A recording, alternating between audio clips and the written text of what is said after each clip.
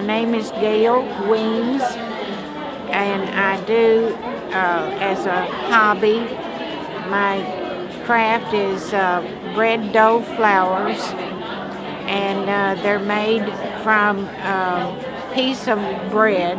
It's pieces of bread that you cut the crust off of the bread. You put glue and glycerin and your color in it, and you mix it together, and you take small pieces of that dough that you've made, and you form the petals for your flowers, and you form your flowers, your roses. So all of it's hand formed. All is hand formed. There's no press of any kind used.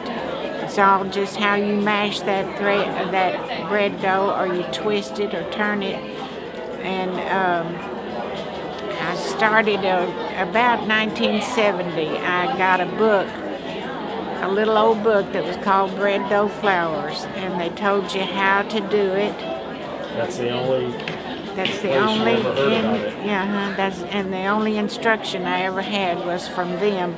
And in there they told you how to there's some tips on how to do the rows, and then it said then you just go from there and use your own imagination. And so I would see flowers and think, well, how could I make that iris? How can I do that? And then I wanted to make I made a shell one time by using a real shell and formed my dough over that.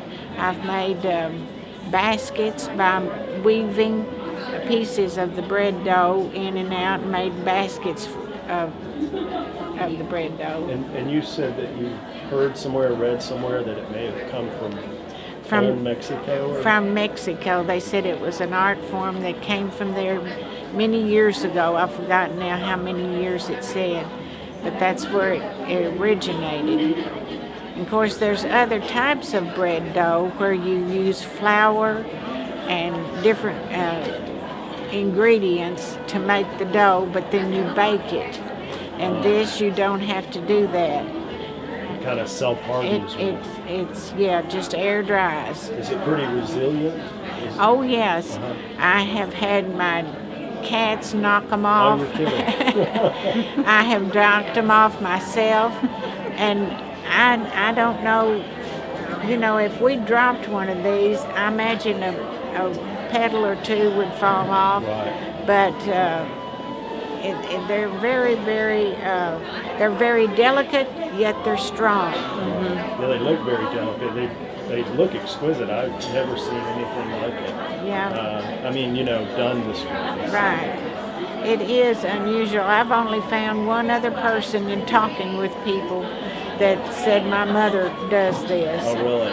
And she didn't say where she got it from, but I imagine she got a book like I did years and years ago. And you're not doing it much anymore?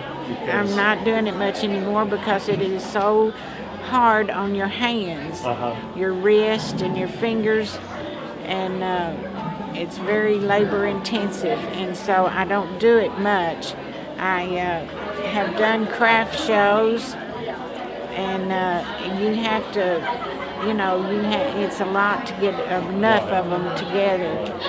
But I have entertained the idea. I had some shops in Franklin said that they would take them on consignment, and I've thought about doing that, but it just seems like I never get enough together and say, well, I'll get over there and ask them about it. No. So all you have now is probably all you'll do unless you try to make any more? I will probably do some more, especially if where my daughter has these, goes to these craft shows, and I have done, These are made out I of do bread. embroidery She's just talking about it right now. The flowers. do these towels and everything for the Literally out of dog bread. events. We kind Isn't that of amazing? go to a lot of the dog events because she's connected with Freedom Farm Animal Sanctuary. And so we will, the proceeds from the sale of the dog things goes, parts of it goes back to Freedom Farm. Okay, well that's great. But my flowers are just me.